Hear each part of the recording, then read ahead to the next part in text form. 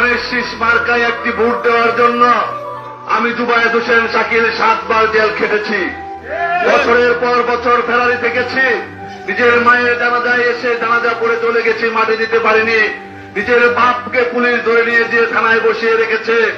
বছরের পর বছর স্ত্রীর কাছে আসতে পারিনি, নিজের সন্তানকে আদর করতে পারিনি, পাড়া প্রতিবেশীদের কাছে যেতে পারিনি, বন্ধু বান্ধবের সাথে বসে আড্ডা দিতে পারিনি, খোলামেলা পরিবেশে বলে মানুষের সাথে কথা বলতে পারিনি।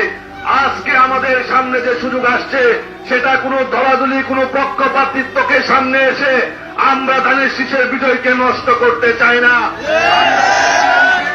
আমরা চিনি খালেদা জিয়া, আমরা চিনি জিয়াউর রহমান, আমরা চিনি তারেক রহমান, আমরা চিনি এই অঞ্চলের বিএনপির মানুষকে।